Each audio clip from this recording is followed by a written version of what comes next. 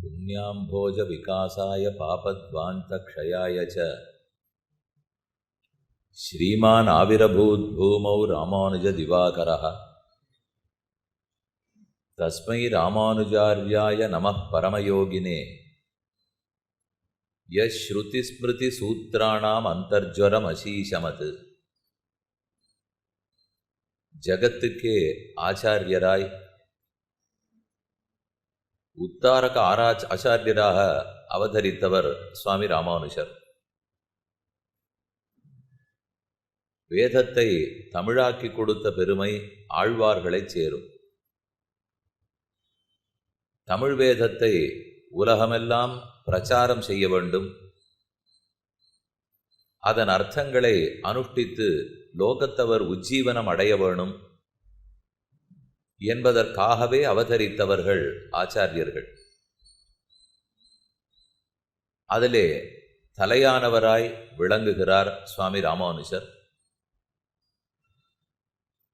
கர்மயோகம், ஞானயோகம், பக்தி யோகங்கள் எல்லாம் பெருமானை அடைவதற்குண்டான உபாயங்கள். அந்த சிரமமான உபாயங்கள் சேஷத்துவ பாரதந்திரியம்னு ஸ்வரூபத்துக்கு விருத்தமாக இருக்கக்கூடிய உபாயங்களை விடுத்து பிரபத்தின்னு கொண்டாடப்படும் சரணாகதி, பெருமானுடைய திருவடிகளையே உபாயமாய் ஏற்றுக்கொள்ளுதல். அந்த சரணாகதிங்கிற நிஷ்டையிலேயே நம் ஆச்சாரியர்கள் நின்றார்கள்.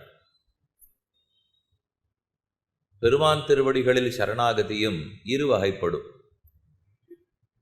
நாம சென்று அவனை பற்றுதல்ங்கிறது கீழ்வகை. பெருமானாக வந்து நம்மை ஏற்றுக்கொள்ளுதல் என்பது மேல் வகை. உன்னை ஸ்வகத ஸ்வீகாரம் என்னும், அடுத்ததை பரகத ஸ்வீகாரம் என்னும் சொல்லுவார்கள். பெருமானை ஸ்வீகரித்தல் சரணாகதி, அப்படின்னா அவர் திருவடிகளே உபாயம்னு ஏற்றுக்கொள்ளுதல். அந்த ஸ்வீகாரம்ங்கிறது நம்மிடத்தில் இருக்குமானால் அது ஸ்வகத ஸ்வீகாரம். அந்த ஸ்வீகாரம்ங்கிறது பெருமானிடத்தில் இருக்குமானால் அது பரகத ஸ்வீகாரம். பரன பெருமானை குறிக்கும். அவனிடத்தில் அந்த ஸ்வீகாரம் இருக்கு, அதாவது அவர் நம்மை ஸ்வீகரித்து கொள்ளுகிறார்.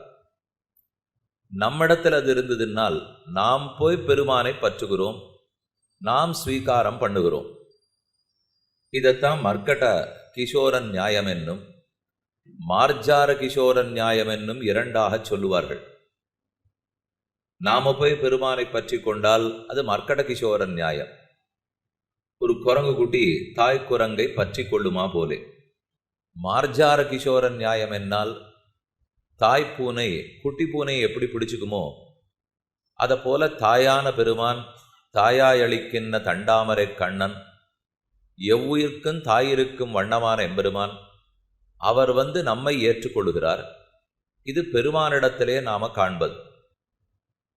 ஆனால் சிவஜனபூஷணத்திலே பிள்ளலோகாச்சாரியர் சாதிக்கும் போது எம்பெருமானிடத்தில் பிரபத்தி, அவர் திருவடிகள் உபாயம் அப்படின்னு சொல்றதை விட இன்னும் கடைசியான ஒரு உபாயம் இருக்கிறது. அதைத்தான் ஆச்சாரியாபிமானம்னு அவர் விளக்கினார்.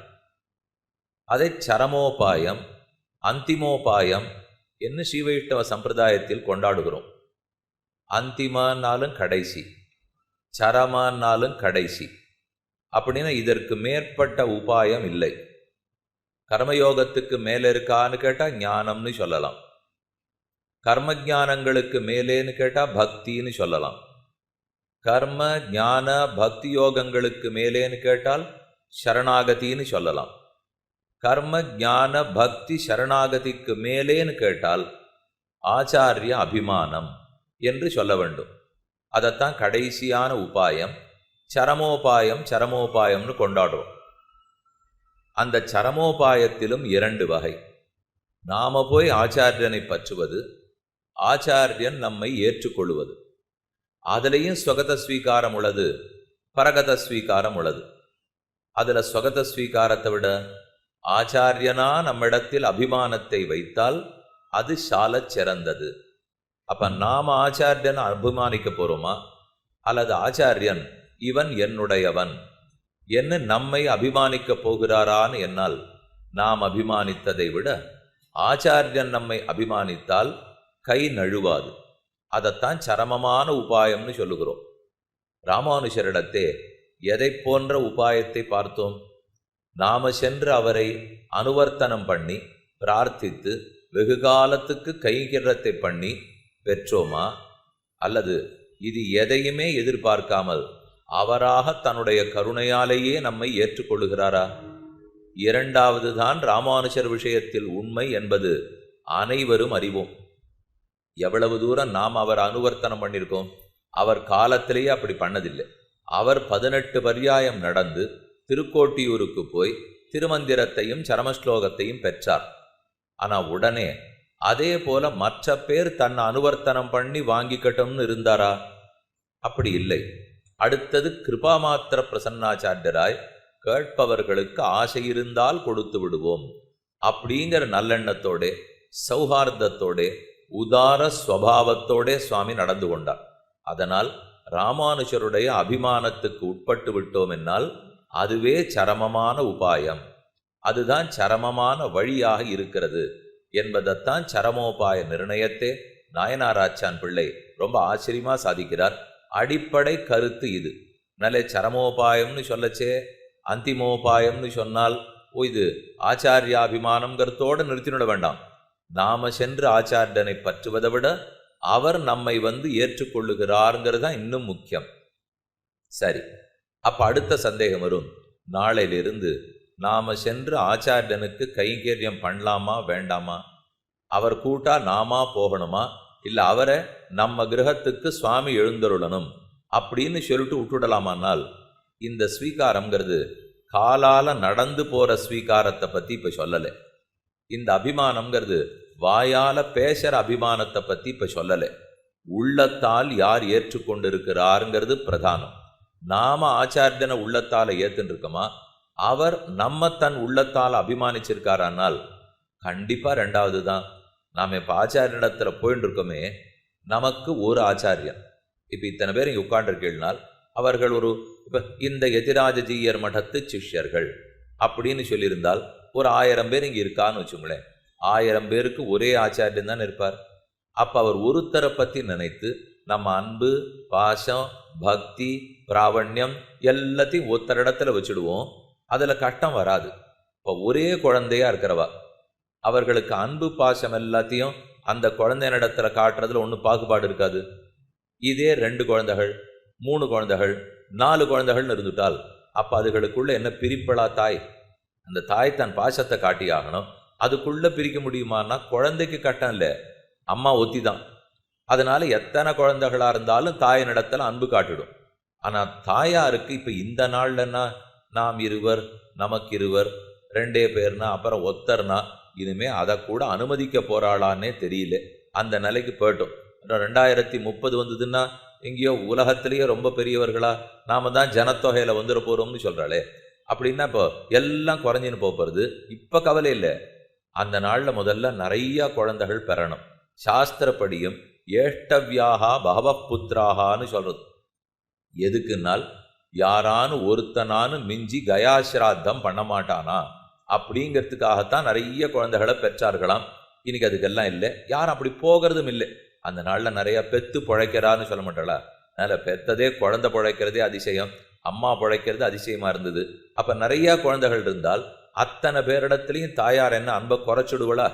அவ இப்ப 100 அப்படின்னு ஒரு எண்ணிக்கைக்கு அன்பை வச்சிருந்தா 3 குழந்தைகள் இருந்தா ஆளுக்கு 33 கொடுப்போம், 4 குழந்தைகள் இருந்தா ஆளுக்கு 25 கொடுப்போம், 5 குழந்தைகள் இருந்தா ஆளுக்கு 20 கொடுப்போம். இப்படி அம்மா பண்ணதில்லை. அதுல ஆச்சரியம், கணக்கே நமக்கு புரியாத ஒரு கணக்கு இருக்கு. 5 குழந்தைகளுக்கு 100 கொடுப்போம். அவள்கிட்ட இருக்கிறது அன்பு 100 தான். ஆனா 4 குழந்தைகள் இருந்தா 4 பேருக்கு 100, 5 இருந்தா 5 பேருக்கு 100. இது எப்படி சாத்தியமானதுனால் ஆகும். அப்ப 5 100 500 ஆச்சேனால் 100 தான். 100 தான் இருக்கு. ஆனா அது அவளுக்கு கொடுக்க தெரியறது இல்லையோ. அதே போலதான் ஆச்சாரியனுக்கு. இப்ப நம்ம பொறுத்த வரைக்கும் எத்தனை சிஷ்யர்கள் இருந்தாலும் ஒத்தரிடத்துல நாம அபிமானத்தை காட்டினா போறோம். ஆனா ஆச்சாரியனுக்கு 1000 சிஷ்யர்கள் இருக்காளே, அப்ப அத்தனை பேரிடத்துலையும் அபிமானத்தை வைக்கணும். இதுல நிறைய பண்றவா இருப்பா. அவ்வளவா வராதவர்கள் இருப்பா. பணம் மட்டும் உதவுறேன்னு சொல்றவா இருப்பா. 4 நாள் வந்துட்டு 5ஆம் நாள் காணா போறவா இருப்பா. இங்க வராப்புல வந்துட்டு என்னதான் இருந்தாலும் பெருமாள் தான் கொடுப்பார், ஆச்சாரியனா கொடுப்பார் அப்படின்னு சொல்லி போறவாளும் இருப்பா. இதுல எத்தனை வகைப்பட்டவா இருக்கா. குழந்தைகளை பொறுத்த வரைக்கும் ஒரே வகைப்பட்ட அம்மா தான். அம்மா 10 அம்மாவா இல்லையே, ஒரு வகை தான் அம்மாவுக்கு. ஆனா அம்மாவை பொறுத்த வரைக்கும் இந்த குழந்தை படிக்கிற பிள்ளையா இருக்கும், இந்த குழந்தை சேட்டை பண்ற பிள்ளையா இருக்கும். ஆனா எத்தனை மாறுதல்கள் இருந்தாலும் அத்தனை பேருக்கு அவ ஒரே அன்பை காட்டுறா பாருங்க. தீவிரவாதியா ஒரு பிள்ளை இருந்தா கூட அதே அன்பு தான் அவளை பொறுத்த வரைக்கும். யாரான ஒரு தீவிரவாதியை பிடிச்சிடுவா, பிடிச்சா பேட்டி எடுப்பா எல்லாரும். அவனை பேட்டி எடுக்கிறத விட அவ அம்மாவை போய் கிராமத்துல பேட்டி எடுப்பா. எடுத்தா அவ ஒருத்தி என்ன தெரியுமா சொல்லுவோம், என் பிள்ளை நல்லவன், சூழ்நிலை இப்படி அவனை ஆக்கிடுச்சு. எந்த தாயாரா இருந்தாலும் இதே பதில். இப்ப அவள்கிட்ட கோவிச்சுட்டு பிரயோஜனமே இல்லை. இப்ப அவளிடத்துல கோவிச்சுக்கணும்னு வச்சுக்கோ, அப்ப முதல்ல நம்ம ஆச்சாரியன் இடத்துல கோவிச்சுக்கணும். ஏன்னா நம்ம ஒத்தொத்தரும் தீவிரவாதி இல்லையான்னு. நாமெல்லாம் என்ன ஒழுங்கா இப்ப நடந்துட்டோம், வந்தபடியே வந்துட்டு இருக்கோமா, இல்ல நியமம் நிஷ்டை ஆச்சாரியாபிமானம்லாம் புஸ்தகத்துல போட்டிருக்கிறபடி நாம யாரா நடந்துட்டு இருக்கோமா? இல்லை. இல்லைங்கிறதுக்காக நம்மளை முத்திரை குத்தி தள்ளுடுறாரானால் முத்திரை குத்தி சேர்த்துக்கிறார். நான் எந்த முத்திரையை சொல்றேன்னு உங்களுக்கு தெரியறது. முத்திரையை குத்தி தள்ளுடுறதுனால் இவன் தீயவன் அப்படிங்கிற முத்திரையை குத்தி தள்ளுறது. முத்திரையை குத்தி ஏத்துக்கிறதுனால் சங்க சக்கர லாஞ்சனத்தை பண்ணி ஏற்றுக்கொள்ளுதல். ரெண்டுத்துல எது வேணும்னாலும் பண்ணலாம் இல்லையோ. அப்ப ஆச்சாரியர்கள்லாம் குற்றம் பாப்பா, தள்ளி விடுறதுக்கு இல்லை, ஏற்றுக்கொள்வதல். இவனுக்கு இந்த குற்றம் இருக்கு, நம்மளை விட்டா இவனை யார் ஏத்துக்க போறா? அப்ப அத்தனை சிஷ்யர்கள் இடத்துலையும் சமமான அபிமானத்தை வச்சிருக்கா. நமக்கே தோணும், இங்க அடிக்கடி வந்துட்டு நித்தியப்படி கைங்கரியம் என்றிருக்கிறவார்கள் இல்லையோ, அவர்களிடத்திலையும் ஜீயர் சுவாமி எப்படி நடந்துக்கிறார். அதே இப்போ அப்படி எப்பவோ ஒரு நாள் வந்துட்டு போறவா இருக்காளோ இல்லையோ, அவளிடத்துலையும் அதே கனிவோட நடந்துப்பார். இதே நெருக்கமா நித்தியப்படி வந்துட்டு இருக்கிறவாளுக்கு துணுக்குன்னு கொஞ்சம் தோணலாம். அது எப்படி நாம நித்தியம் வந்து பண்ணிட்டு இருக்கோமே, ஆனா அவ அப்படி வந்திருக்காளேனால் அந்த குணத்தை நினைச்சு நாம பெருமைப்படணும், கொண்டாடிக்கணும். ஏன்னா பெருமான் அப்படித்தான் இருந்திருக்கார், நாம அப்படித்தானே இருந்தோம்.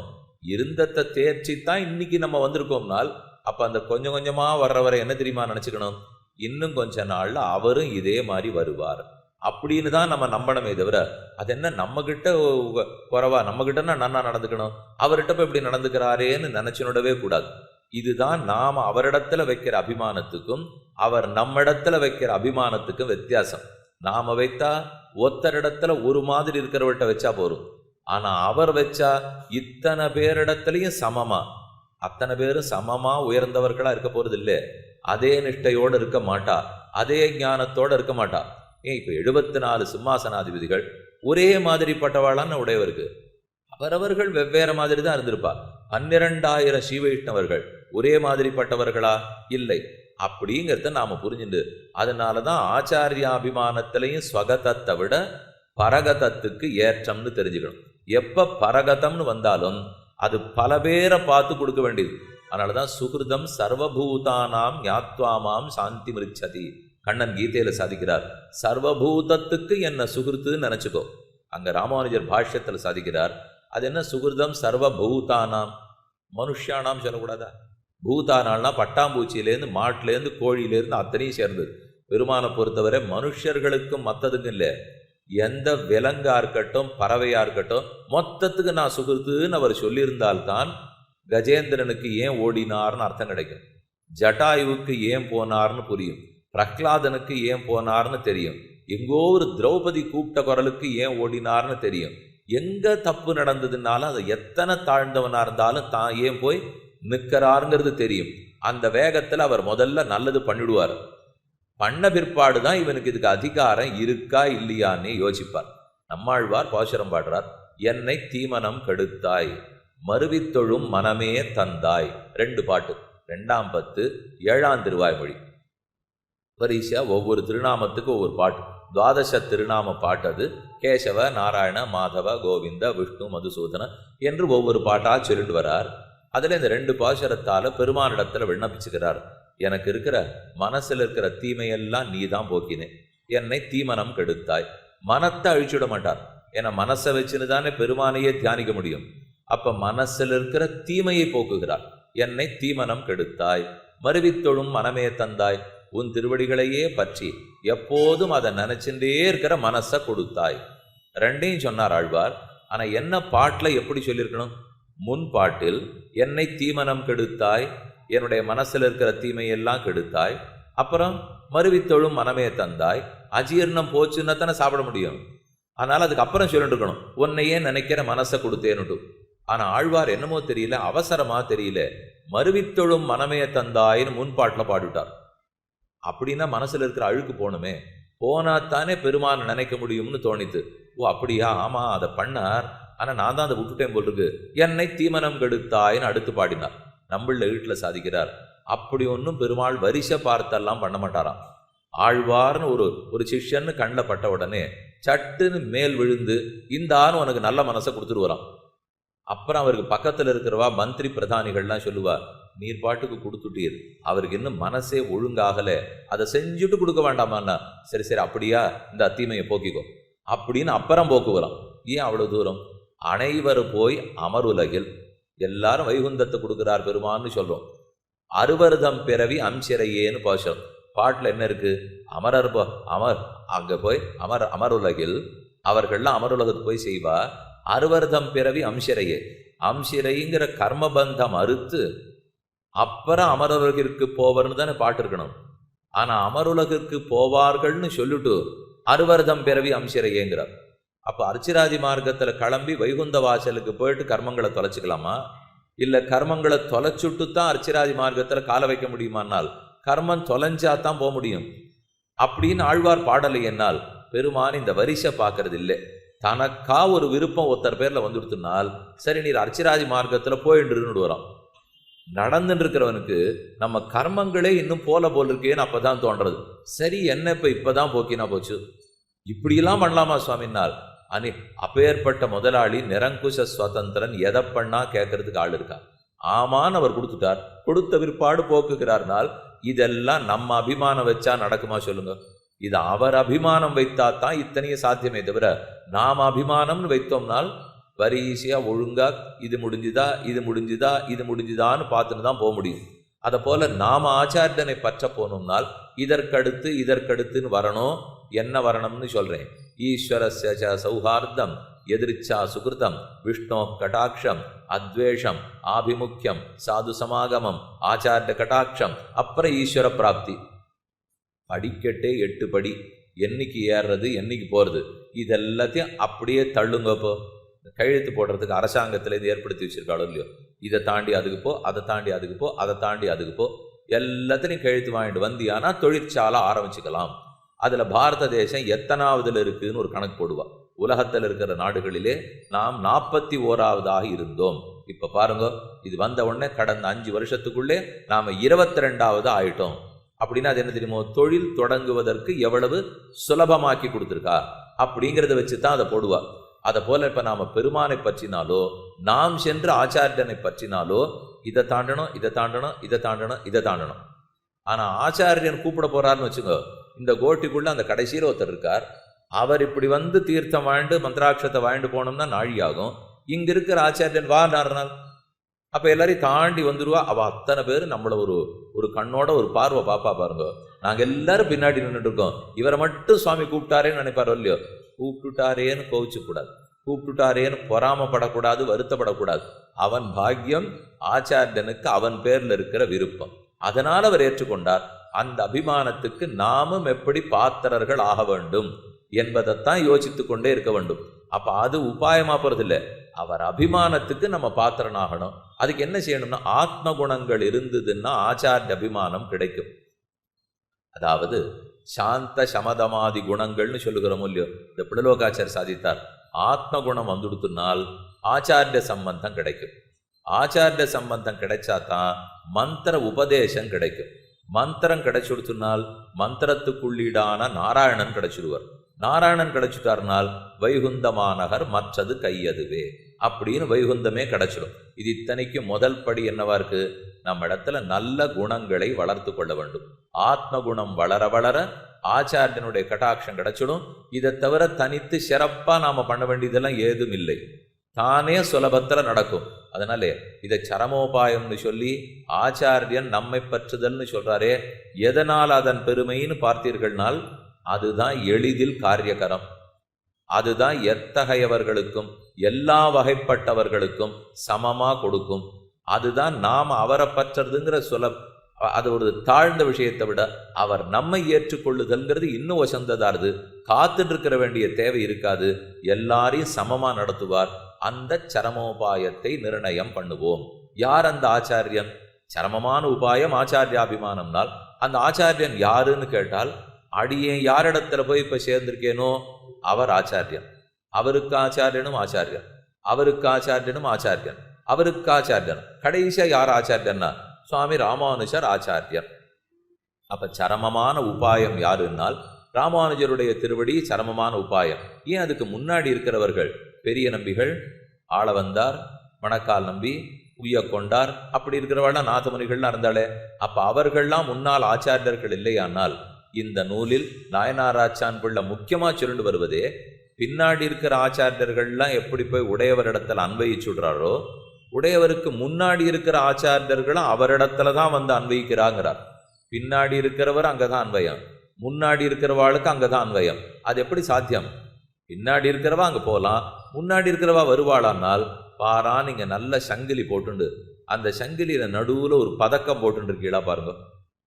போன்று பிடல் ஏதோ பெருமாளுடைய படம் போட்டு போவோம், திருவாரூடையான் இல்லை ஆச்சாரியனுடைய படம், ஆழ்வாருடைய படம் போட்டு ஒரு நடுவில் ஒரு மாணிக்க கல், பெரிய கல் வச்சிருக்கு, அதில் பதக்கம் போட்டிருக்கு. இந்த பக்கம் வரிசையாக முத்து, இந்த பக்கம் வரிசையாக முத்து. இதில் எதை முன்னுன்னு சொல்லுவீள், எதை பின்னுன்னு சொல்லுவீள்? இது ஒரு ஹாரம். இந்த ஹாரத்தில் முன்பக்கம் பின்பக்கம் ஏதான்னு தெரியறதா? இடது பக்கம் வலது பக்கம்னு வேணா சொல்லுங்க. அவ்வளவுதான் இதில் சாத்தியமே தவிர இந்த பக்கமும் வந்து எங்கே அன்வயிக்கிறது? பதக்கத்தில் நடுவில் இருக்கிற நாயக்க கல்லில். இந்த பக்கம் வந்து எதை அன்வயிக்கிறது? அதே போல நாயக்க கல்லில் நடுவில் இருக்கிற நாயகரத்னன் தான் சுவாமி ராமானுஜர். அவருக்கு பிற்பட்டவர்கள்னு சொன்னா ஒரு பக்கத்து வரிசைன்னு வச்சுங்கோ, அவருக்கு முற்பட்டவர்னு சொன்னா வேறொரு பக்கத்து வரிசைன்னு வச்சுங்கோ. அந்த ரெண்டு வரிசையும் எங்க போய் அன்வயிக்கும்? சுவாமியினிடத்துல போய் அன்வயிக்கும். அதனால் அவரை சரமமான உபாயம், ராமானுஜர் திருவடிகளே இறுதியான உபாயம்னு ஏற்றுக்கொள்கிறோம். ஆனா அதை யார் சொல்றது? யாரான ஒருத்தர் ஆமா இது சரமோபாயம்னு சொல்லணும். என்னால் அதை சொல்றது பின்னாடி இருக்கிறவர்கள் சொன்னா மட்டும் ஒத்துனோட மாட்டா. ஏன்னா சிஷ்யர்கள் அதனால சொல்லிட்டா, தங்க ஆச்சாரியனுக்கு பெருமை சொல்லிட்டான்னு நினைச்சுடுவார். இல்லை, முற்பட்டவர்களும் அப்படித்தான் சொல்லியிருக்கார், ராமானுஜரே அப்படித்தான் சொல்லியிருக்கார், பிற்பட்ட ஆச்சாரியர்களும் அப்படித்தான் சொல்லியிருக்கார். இன்னி வரைக்கும் அடியனுடைய அனுபவமும் அப்படித்தான் இருக்கு. இதிலே புஸ்தகங்கள்ல சில விஷயங்கள் போட்டிருக்கும். அதை படிச்சு நம்ம மூளை ஒரு மாதிரி அதுக்கு தயாராகிடும். அதைத்தான் இப்போ ஊடகத்திலெல்லாம் என்ன ஒத்துக்க மாட்டேங்கிறாள்னால், அதெல்லாத்தையும் நீங்கள் படிச்சிருந்தால் சீவையிட்டவர்கள் ஆயிடுறீர்கள். அதனால் அப்படியெல்லாம் எதான ஆயிடாதீங்கோ, அதனால் நீங்கள் வாசிக்காதீங்கோ, நீங்களா யோசிச்சு பாருங்க, நீங்களா யோசிச்சு பார்க்குறோங்கிறோம். சரி, நீங்களா யோசித்து பார்த்து என்ன ஆவீர்கள்னு சொல்லணும் இல்லையோ? அதை எழுதணுமா இல்லையா? நீங்கள் இதே மாதிரி படிச்சிருந்தீங்கன்னா வேதம் சொன்னபடிக்கே நீங்களும் ஆயிடுறீர்கள், நீங்களே சீவையிட்டவா ஆயிடுறீர்கள். அதனால் அப்படிலாம் படிக்காதீங்க, நீங்களே யோசிச்சு பாருங்கன்னுவா. கொஞ்சம் நீங்கள் திருப்பி கேளுங்க, அப்படின்னா நாங்கள் என்ன ஆவோம்னு கேளுங்க. ஏற்கனவே நாங்கள் புஸ்தகத்தை படித்தா சீவையிட்டவாள் ஆயிடுவோம், ஒன்றும் தப்பு இல்லையே, சீவையிட்டவர்களாக தான் ஆவோம். அதே இப்போ மற்றொருத்தர் சொல்கிறாரே அதெல்லாம் படிக்காதீங்கன்னுட்டு என்ன ஆவோம்னு கேளுங்க. மொழிப்பா என்னன்னு சொல்கிறது? நீயா யோசின்னா எதுவுமாவே ஆக மாட்டோம். வெற்றிடத்தை நினைச்சுன்னு உட்காண்டே இருப்போம். இதுவா அதுவான்னு குழப்பத்திலேயே வாழ்க்கையை வாழ்ந்து குழப்பத்தோடைய முடிஞ்சு போடும். ஏற்கனவே இங்கே குழம்புறதுக்கு ஆள் ஜாஸ்தி, குழப்பறதுக்கு ஆள் அதிகம். கலங்கா பெருநகரம்னு வைகுந்தத்துக்கு பேரு. நம்ம லீலாபூதிக்கு இங்கு கலக்குவாரும் உண்டு, கலங்குவாரும் உண்டு. கலக்கிறதுக்கு நிறைய பேர் இருக்கா, கலங்கி போறதுக்கு நிறைய பேர் இருக்கா. அப்படி இருக்கிறச்ச ஏற்கனவே நாம குழப்பத்தில் இருந்தால் நாளை படிக்காமல் பண்படுத்தி கொள்ளாமல் இப்படித்தான் யோசிக்கணுங்கிற வகமுறைக்கு போகாமல் நம்ம புத்தியை நம்மால யோஜனையில ஈடுபடுத்தவே முடியாது. ஒரு வைத்தியர்னு இருந்தா கூட ஒன்று செய்கிறேன், நான் ஒரு 2 சரீரம் தர்றேன் வச்சுக்கோ, எங்க கத்தியை வைக்கணுமோ வச்சு பாரு, உன் மாலை ஆனதை தெரிஞ்சுக்கும்னு கொடுத்துடலாமா? என்ன ஆகும்? கொஞ்ச நாள் அந்த 2 சரீரம் சின்ன பின்னமா கைக்கு வரும், வைத்தியரும் ஒண்ணுமே இல்லாத போடுவார். இதான் ஆகும். ஒரு வக்கீல் படிக்கிறதுக்கு வந்திருக்காருனா உமக்கு மூளை நிறையா இருக்கு, நன்னா வாசியம், இந்தாரும் இதுதான் ஏதோ சண்டை நடக்கிறது, இன்னும் நடக்காது. அதற்குரிய படிப்பின் மூலமா தான் வந்தாகணும். அதை போல ஆன்மீகத்திலையும் அதற்குரியதை தான் நம்ம படிச்சுன்னு வந்தாகணும். அதனால இதை படிக்காதீங்கோ. ஆச்சாரியர்கள் இதுக்கு இடைத்தரகர்கள் இப்படிலாம் எழுதிலே பார்ப்போம். ரொம்ப இங்கே எழுதுறாளான்னு எனக்கு தெரியாது, அடியை வந்த இடத்துல எழுதுறா வச்சுங்களேன். அதனால அது அப்படியே எழுதிட்டு இருந்தா அதை தாண்டி தான் நம்ம யோசிச்சாகணும். அப்ப இது இத்தனையுமே பண்படுத்துறதுக்காக ஏற்பட்டிருக்கிறது. சரமமான உபாயம்னால் அதை நூலை பார்த்து தான் தெரிஞ்சுக்கணும். அதுக்குன்னு புஸ்தகத்தை படிச்சு மட்டும்தான் இல்லை, நமக்குன்னு ஒரு யுக்தி தோணும் இல்லையா? எந்த மனுஷனுக்கும் மூளை இருக்கு, புத்தி இருக்கு. அந்த புத்தியை வச்சு நம்ம சிந்திக்காத படுவோமா? நீங்க கொஞ்சம் தனியா உட்காண்டு இதை போல இவர் சொல்லியிருக்காருன்னு இருக்கே, இதெல்லாம் பொருந்தறதா? நம்ம புத்திக்கு ஆமான்னு ஒத்துக்கிறாப்புல இருக்கா? இல்லை ஒண்ணுமே பொருந்துறாப்புலே இல்லையே நம்ம புத்திக்கு தோணிப்படதான் யோசிங்க. ஜெகத்துக்கு காரணம் பகவான்னு சொல்லி எடுத்து அப்படின்னு என்னால கண்டுபிடிச்சிட முடியாது அப்படின்னு வேதம் சொல்றதுன்னு யாரும் ஒத்துக்க சொல்லலையே. அது சொல்லித்துன்னு ஒத்துக்க சொல்லலை. நீங்களும் சிந்திங்க. சிந்திச்சு பார்த்து நமக்கு உத்தி பிரத்யுத்தி எல்லாம் இருக்கும் இல்லையோ, அதை வச்சு யோசிச்சு பார்த்தா வேற யாரானு காரணமா இருக்க முடியுமா? நான் காரணமா இருக்க முடியுமா? காரணம்ங்கிறதே இல்லேன்னு இருக்க முடியுமா? அது ஒரு நாள் தோன்றி இருக்கணுமா, இல்லை தோன்றாமலே இருந்திருக்குமா, இல்லை எப்பவுமே உலகம் இருந்திருக்குமா? யோசிங்க. இதை போல 100 கேள்வி கேட்டு பார்த்துக்கலாமே. அந்த கேள்விகள்லாம் பதில் கிடைக்கிறதா பாருங்க. தானே பதில் கிடைக்கும். கிடைச்சு பொருத்தமா இருந்ததுன்னா ஒத்துங்க, பொருத்தமா இல்லைன்னா மறுபடியும் கேள்வி கேளுங்க. வாண்டான்னு சொல்லலை. இதை சொன்னா என்ன சொல்லுவா? முதல்ல இந்த கேள்வியெல்லாம் யாருக்கு சுவாமி தெரியும்? நீர் பாட்டுக்கு சொல்லிட்டு போயிட்டீர். யாருக்கு இந்த 100 கேள்வி கண்டுபிடிக்கிறது? முதல்ல இதுக்கு நேரம் வேணுமே. இதுவே 9:15 உடனே செவ்வாய்க்கிழமை கிளம்பி போய் ஆகணும். எவ்வளவு வேலை இருக்கு. அதை போய் நீர் கேள்வி எல்லாம் கேளுங்கிறீர்கள். வாஸ்தவம், நீங்க சொல்ற வாதமும் ஏற்றுக்கொள்ளத்தக்கது. அப்ப என்ன செய்யணும்? நம்மால் அதுக்கு புத்தியும் போராது, நமக்கு அதுக்கு நேரமும் இல்லை, நமக்கு அதுக்கு ஸ்ரத்தையும் இல்லைன்னால் இதெல்லாம் இருந்து யார் எழுதினாலோ சொன்னத்தை கேட்டுன்னு போகணுமோ இல்லையோ. இதுக்குத்தான் தனக்காவும் தெரியாது சொன்னாலும் புரியாதுன்னு பேர். தமிழ் எப்படின்னு சொல்லுவோம், இது தனக்காகவும் தெரியாது சொன்னாலும் புரிஞ்சுக்க மாட்டான்னால் அப்ப இந்த பிரகிருத்தியை திருத்தறதுக்கு வழி இல்லைன்னு அர்த்தம். அதைத்தான் ஆரானும் ஆதானும் செய்கன்னு ஆழ்வார் முடிச்சுட்டா. எத்தையோ செய், ஆரானும் ஆதானும் செய்ய. நீ யாரோ எப்படியோ செஞ்சுன்னு போ. உனக்குன்னு ஒரு பூர்வம் ஏதோ சுகிருத்தம் இருந்து அந்த புண்ணிய பலம் இருந்ததுன்னா நல்லத்தை கேட்டுக்க வரப்போறேன். எடுத்தெடுத்து சொல்றோம். சொல்றதுல யாரும் வஞ்சனை பண்ணல. இப்போ அப்ப உடையவர் திருவடி தான் உய்வதற்கு ஒரே வழி. அதற்கு பெறுவதற்கு இன்னைக்கு ஆச்சாரியனிடத்துல சமாஷ்டனம் பண்ணிக்கணும். பலவிதங்களில் ராமானுஜ சம்பந்தம் சொல்லப்பட்டிருக்கு. அதை பெற்றுக்கிறது உனக்கு சொத்து. அந்த சொத்தை இழந்துடாதே. பாடசாலைக்கு குழந்தைகளை சேருங்கோன்னு போவோம். இங்கெல்லாம் கிராமத்துலலாம் இருக்காளோ இல்லையோ. இன்னைக்கு ஒன்றும் கணிப்பொறியிலெல்லாம் ஒன்றும் சம்பளம்லாம் சரியில்லை. கல்லூரிகள்லாம் மூடின்னு இருக்காளாம் ஏற்கனவே. இதை வேற படிச்சுட்டு நீ உட்காந்து என்ன பண்ண போற? அதனால உனக்குன்னு இருக்கிறது வேதம். வா படி. நன்னா பாராயணத்துக்கெல்லாம் கூப்பிடுவா. கார்த்தால 2 மணி நேரம், சாயங்காலம் 2 மணி நேரம் பண்ணா போறோம். சேவிச்சு சம்பாவனை பண்ணுவா. ஒவ்வொரு இடத்துலையும் வேட்டி ஜரிகை போட்ட வேட்டி கொடுப்பா. வான்னு சொல்லி கூப்பிடுவோம். உண்மைதான், நான் சொன்னது ஒண்ணுமே பொய் இல்லை. எல்லாத்த விட ஒரு உண்மை இருக்கு. அது அந்த வயசுக்கு சொன்னா புரியாது. உனக்கு ஏற்றது இதுதான்னு சொல்லித்தான் கூப்பிட்டுருக்கணும். உனக்கு தர்மம் விதிக்கப்பட்டிருக்கிறது அத்தியனம். அதனால வான்னு கூப்பிடுவோம். அப்ப அடியன் எல்லாரும் என்ன தெரியுமோ நினைச்சுடுவா? பிள்ளை பிடிக்கிறவன் வந்திருக்கான்னு நினைச்சுடுவா. சாமி அதுக்கெல்லாம் அடியன் வரல. இப்போ உமக்கு இருக்கிற என்ன சொத்தோ அந்த சொத்தை சொல்லிட்டு போக வந்திருக்கோம். இது பிராமணியத்துக்கு மட்டும் இல்லை. சீவையிட்டவனாகணும் ராமானுஜ சம்பந்தம் இருக்கு. சொத்தை உங்க உடையவர் சேர்த்து வச்சிருக்கார். அதனால அது உனக்கும் உரிமையானதான். பஞ்சசம்ஸ்காரம் பண்ணிங்கோன்னு எங்கேயானு சொல்ல போனோம்னால் அது யாரோ வந்திருக்கார்களாம். சின்ன வயசுல முன்னாடிலாம் கிராமத்திலே தடுப்பூசி போடுறதுக்கு வந்தா ஓடிப்படுவா. அவள்லாம் ஒத்துக்கவே மாட்டான். இது என்ன இப்படி வரார், தடுப்பூசி பண்ணாலே என்னமோ ஜுரம் வந்துடும், தெய்வ குத்திரம் வந்துடும்னு பயப்படுவா. அதை போல இப்ப ஆச்சாரியன் இடத்துல சமாசனம் பண்ணிக்குங்க, பஞ்சசம்ஸ்காரத்துக்கு வாங்கோனால் அது எங்க தாத்தா பண்ணிட்டு இருக்கார், எங்க மாமா தாத்தா பண்ணிட்டு இருக்கார், எங்க பாட்டி பண்ணிட்டு இருக்காருவா. சரி, அவள்லாம் இல்லையே. அந்த சுவாமிகள்லாம் இன்னைக்கு இல்லை, இருக்கிறது நீர் தான் இருக்கிறார்னால் அது அவர்களோட பஞ்சசம்ஸ்காரமும் போயிடுத்துணும். அவர் ஏன் உம்ம இடத்துல வரக்கூடாதானால் அது நான் இன்னும் வியாபாரத்தில் இருக்கேன், அதை விடணும்னு சொல்றா. நான் இன்னும் சாப்பிட்டு இருக்கேன், பட்னி இருக்கணுங்கிறாரு. யாரு சொன்னா அப்படின்னு இப்போ பஞ்சசம்ஸ்காரம் பண்ணிட்டு வந்து ஆச்சாரத்தில் வாங்க அதிக பிரசாதம் கிடைக்கும். நீங்க வீட்டிலேயே பண்றீங்களோ இல்லையோ தெரியாது. இப்போ யாத்திரைக்கு வரோங்கிறத சொல்றச்சே எல்லாருக்கும் உள்ளூர ஒரு திருப்தி இருக்கும். 10 நாளைக்கு நம்ம பண்ண வேண்டாம், நல்லா ஆனந்தமா சாப்பிட்டுட்டு வந்துடலாம். பெரிய சமாச்சாரம் இல்லையா அது? அப்போ இது எல்லாமே ஆனந்தத்துக்கு விஷயம். இது ஒன்றும் குறை இல்லையே. ஸ்வரூபத்துக்கு அனுகுணமாக இருந்து விட்டால் எல்லாமே ஏற்புடையது. நம்முடைய ஆச்சாரிய சம்பந்தத்தின் மூலமாக பகவத் ராமானுஜருடைய சம்பந்தம், ராமானுஜர் நமக்குன்னு சேர்த்து வச்சிருக்கிற சொத்து பரமபதம் உங்களுக்காம் கையிலங்கு நெல்லிக்கனி என்று சொன்னா போலே அதுவே நமக்கு சொத்தா காத்துருக்கு. அந்த சரமோபாயத்தை இழந்துடாதீங்கோ அப்படிங்கிறதான் நாயனார் ஆச்சான் பிள்ளை சாதித்து கொண்டு வருகிறார். ஏன்னா இதில் இருக்கிற சரித்திரம் உங்களுக்கு நிறையா தெரியும். அந்த சரித்திரத்திலேருந்து நாம் தெரிஞ்சுக்க வேண்டியது என்ன? நம்ம குழந்தைகளையும் இதில் விட்டு கொடுத்துடக்கூடாது. அதே மாதிரி யார்கிட்ட நம்ம போசுறோமோ பார்க்குறோமோ அவர்கள்ட்ட பேசணும். இதுதான் கருத்து. ஏன் ஸ்வகதம்னு சொல்கிறோம், ஏன் பரகதம்னு சொல்கிறோம்?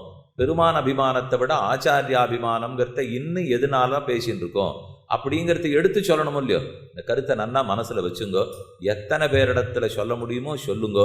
அவர்களை கொண்டு ஜிஎஸ் சுவாமி திருவடியில் சேர்த்து இந்தாங்கோ ராமானுஜ சம்பந்தம் உங்களுக்கு கிடைக்கும். அதுக்கப்புறம் அவர் பார்த்துப்பார், நம்ம வேலையை நம்ம பார்ப்போம். அதுக்கப்புறம் ஆச்சாரியன் வேலையை அவர் என்னமோ அவருடைய கைங்கிறது அவர் பண்ணிடுவாரோ இல்லையோ, அவர் கூப்பிட்டு இனிமே நீ எப்படி வாழணுங்கிறத அவர் சொல்லிக் கொடுப்பார். யாரும் சாப்பிடாத வாழணும்னு சொல்லலை, யாரும் இப்போ இல்லறத்தில் ஈடுபடக்கூடாதுன்னு நினச்சிட்டு இருக்கா. தம்பதியாக இருந்துட்டால், கல்யாணம் பண்ண கிரகஸ்தனா இருந்தா அதெல்லாத்தையும் விட்டுட்டு வந்து தான் பஞ்சசம்ஸ்காரம்னா உத்தரம் இப்படிலாம் சொல்லலை. இப்போ நம்ம ஆச்சாரியர்களில் 74 சிம்மாசனாதிபதிகளிலே கிரகஸ்தர்களாக இருந்தவாளே அதிகம், சன்னியாசிகளாக இருந்தவா குறவு. அது எம்பார சன்னியாசியாக எழுந்துள்ளி இருந்தார், மணவாளர்கள் சன்னியாசியாக எழுந்துள்ளி இருந்தார். அப்படியே அந்தந்த பரம்பரையில் அவாவா இருந்திருக்காளே தவிர மற்றபடிக்கு இப்போ முதலியாண்டான் திருவம்சத்தவர்கள்லாம் வாதூல கோத்திரத்தவர் கோத்திர விவஸ்தையெல்லாம் பண்ணி உடையவர் காலத்தில் நீங்கள் சன்னியாசம் வாங்கிக்காதீங்கன்னுட்டார். அவர்களை கிரகஸ்தராகவே இருக்க சொல்லிட்டார். அது ஏன்னு கேட்டால் அவரை தான் போய் கேட்கணும். அவருக்கு என்னமோ தோன்றது, இன்னன்னார் கிரகஸ்தாளாக இருக்கட்டும், இன்னன்னார் சன்னியாசிகளை ஒன்றும் அதை அத்தனையும் சேர்த்து ஏன் அப்படி யோசித்தார்னு யோசிக்கிற சாமர்த்தியம் நமக்கு இருக்கணும். இல்லை அதை யோசித்து வச்சவரிடத்திலே அப்படியே நம்பிக்கை இருக்கணும். ரெண்டில் ஒன்று தான் சாத்தியம். ஒன்று நம்ம ஆராய்வோம், ஆராயறதுக்கு முடியாதா, இவரை நம்பலாமான்னு யோசிச்சு பாருங்க. தன்னலமற்று இருக்கார், உண்மை தெரிஞ்சுட்டு இருக்கார், பெருமானால ஏற்றுக்கொள்ளப்பட்டிருக்கார். இத்தனை நாள் வரைக்கும் எல்லா ஆச்சாரியர்களும் அதைத்தான் ஒத்துருக்கா. ஆமா அடியேன்னு நம்புறேன். இதில் உண்மையே தப்பு இல்லை. இப்போ இப்படி நம்பித்தான் அறிவியல் பாடம் படிக்கிறோம். விஞ்ஞான பாடத்தில் எந்தெந்த விஞ்ஞானி என்னென்ன கண்டுபிடிச்சார், என்னென்ன பரிசு பெற்றார் நமக்கு தெரியுமா? ஆனால் அது எல்லாத்தையும் உபயோகப்படுத்தின்னு தான் இருக்கும். இப்போ இந்த கட்டடம் கட்டியிருக்கான்னு உட்காந்துருக்கு, நம்ம கட்டல யாரும். இப்போ இந்த ஒலிபெருக்கி வேலை செய்யறதுன்னா நம்ம கண்டுபிடிக்கல, எல்லாத்தையும் உபயோகப்படுத்துகிறோம். மோட்சத்துக்கு மார்க்கத்தை மட்டும் உபயோகப்படுத்தக்கூடாதா? தாராளமாக அதுவும் சுலபமாக இருக்கிறது தானே. அதை அவர் கொடுத்து காத்துட்டு இருந்துச்சு. செலவே இல்லையே, இதெல்லாம் செலவழிச்சிருக்கோம். இந்த விளக்க போட்டோன்னா 1 மணி நேரம் எரிய போகிறதுன்னா செலவு, இதை போட்டோம்னா செலவு, இந்த ஜமக்காலத்தை போட்டால் செலவு. அர்ச்சராதிக்கு செலவே இல்லை, வரவு. ஆனால் செலவு பண்ணுறதுக்கு ஓடி ஓடி போகிறோமே தவிர வரவுக்கு போகவே மாட்டேங்கிறோமே. ஆமாம், இவருக்கு ஒன்றும் பொருளாதார அறிவு கொஞ்சம் குறவு போதும். அதனால தான் எல்லாரும் செலவை நோக்கியே போயிட்டு இருக்கா. வரவுன்னு சொன்னால் வாங்கி வச்சுக்கொண்டாமோ உடனே வாங்கிடணும். இப்போ அல்வா கொடுத்துருக்கா, இப்போ இந்த ததியாராதனை சாதிச்சுன்னு போகிறாள்னால் சாதிச்ச அல்வானா யாரானு தம்பி அண்ணான்னு இருந்தா அவன் வரல, இந்தா இன்னொன்று கொடுங்க அப்படின்னு வாங்கி வச்சுக்கிறோமோ இல்லையோ. அதை போல் இப்போ வைகுந்தத்தை இன்னொன்று கொடுன்னு வாங்கி வச்சுக்க முடியாது. ஒன்று தான் இருக்குது. இப்போ தீர்த்த கோட்டி எடுப்பா. அப்போ இந்த பக்கம் தீர்த்தம் எடுப்பா, ஒரு வட்டில் இப்படி, ஒரு வட்டில் இப்படி, ஒரு வட்டில் இப்படி, ஒரு வட்டில் வேகமாக முடிஞ்சு போயிடும். சட்டாரி எடுப்பா. ஒரு 4-5 இருந்ததுனால் 4 பக்கத்தில் எடுத்துன்னு 7 நின்னா எங்களுக்கு சீக்கிரம் முடிஞ்சு போயிடுமேன்னா விட மாட்டா. அது அதே திருவடி தான். ஏன் தெரியுமா? அந்த சட்டாரி இன்னொன்றுன்னு வச்சுக்க மாட்டேங்கிறா. வச்சுனுட்டா அப்போ இந்த திருவடி தாமரைகளை தவிர இன்னொன்னாலே உபாயாந்தரம்னு அர்த்தம் வாழுது. உபாயம் ஒன்றாத்தான் இருக்கும். அப்போ எதை எடுத்தாலும் பண்ணுற சடங்குகளில் கூட தத்துவார்த்தம் தான் இருக்கும். இப்போ 2வது சட்டாரின்னு போனோம்னால் நம்மாழ்வார் இன்னொருத்தர் உண்டார்ல, ஒருத்தர் தான் உண்டு. பெருமானுடைய திருவடிகளுக்கு சமமாக இன்னொரு இணையடி உண்டோ? கிடையாது. அப்போ அந்த சட்டாரி ஒன்றாத்தான் இருக்குங்கிறது. அதனால் சரமோபாய நிர்ணயம்னா மனசில் நன்னா வாங்கிக்கணும். சரமமான உபாயம் ஆச்சாரியனுடைய திருவடிகள். அதை ராமானுஜாச்சாரியர்னு சொல்றது இருக்கட்டும்.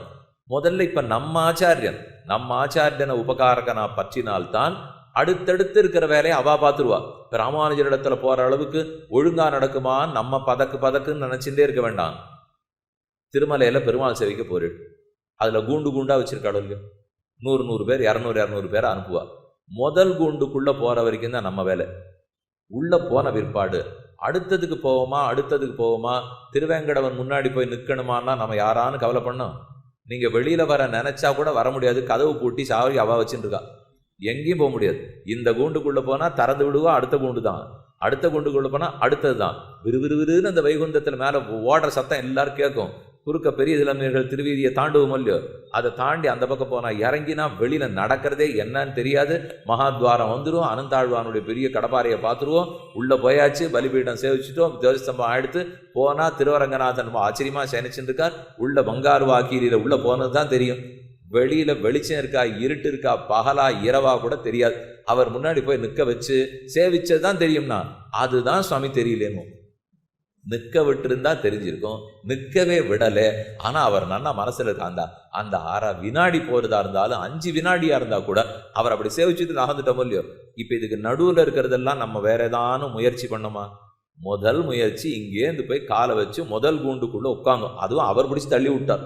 நம்ம போல இப்போ அதே போலத்தான் இங்கே இப்போ இதில் ரொம்ப முயற்சி எல்லாம் பயப்பட்டு இருக்க வேண்டாம். ராமானுஷரே பரமோதத்துக்கு கடைசியில் புறப்பட்டு இருக்கார். என்ன பண்ணணும்னு சிஷ்யர்கள்லாம் கேட்குறா. உபாயம் உபாயம்னு தவிக்காதீங்கோ, பிராபியங்கிற கைங்கரியத்திலேயே எண்ணத்தை வச்சுங்கோ. உபாயமா பெருமாள் எப்படியுமே இருக்கார். அவர் தன் திருவடியை நீட்டிகிட்டே இருக்கார். அவர் விட்டாலும் பிராட்டி விட போறதில்லை, பிராட்டி விட்டாலும் ஆழ்வார் விட போறதில்லை, ஆழ்வார் விட்டாலும் ஆச்சாரியர்கள் விடவே போறதில்லை. ஒத்தொத்தர் விட்டாலும் பின்னாடி இருக்கிறவன் தாங்கிக்கிறதுக்கு தான் இந்த சம்பிரதாயமே. இவர் விட்டா இவர், ஆனா ஒத்தொத்தரும் அவாவா கருணையில எவ்வளவு உயர்ந்தவா தெரியுமோ. பெருமானுக்கு ஒன்று நிகரே இல்லை, விடவே மாட்டார். இதுல என்னமோ விட்டா பிராட்டி பிடிச்சுப்பார்னு சொல்றீர். என்னால் எல்லாம் உத்பிரேக்ஷ. அந்த பிராட்டிக்கு பெருமைன்னா ஒன்றும் பெருமாள் சளைச்சவர் இல்லை, அவரே விட்டுட்டாலும் அவள்னு சொல்லணும். இது நகினிந்தான் நியாயம். பெருமான குறவு சொல்றதுக்காக இது பண்ணல, பிராட்டிக்கு நிறைவு சொல்றதுக்காக பண்றான். பிராட்டியே விட்டுட்டாலும் ஆழ்வார் விட மாட்டார்னால் அது அவருக்கு இருக்கிற ஆசை. ஆழ்வாரே விட்டாலும் உடையவர் விட மாட்டார்னால் அப்போ ஒத்தருக்கொத்தர் போட்டி போட்டு ரட்சிக்கிறதுக்கு காத்துன்னு இருக்கிறச்சு. என்னாகுமோ என்னாகுமோன்னு எதுக்காக பயப்படணும்? இப்படி நல்ல நிழலான ஆலமரமாகத்தான் இந்த சம்பிரதாயத்தை வளர்த்து கொடுத்துள்ளார்கள். அதில் சரமோபாய நிர்ணயம்ங்கிற கிரந்தத்தை அனுபவிச்சுன்னு வரும். அப்போ முற்பட்டவர்களும் சரி பிற்பட்டவர்களும் சரி அனைவரும் ஒரு முகமாக ஒரு கருத்தாக ஒரு குரலாக ஏற்றுக்கொண்டது சுவாமி ராமானுஷருடைய திருவடிகளே சரமமான உபாயம். அதனால் அதை பற்றுவோம்னு சொல்ல வருகிறார்.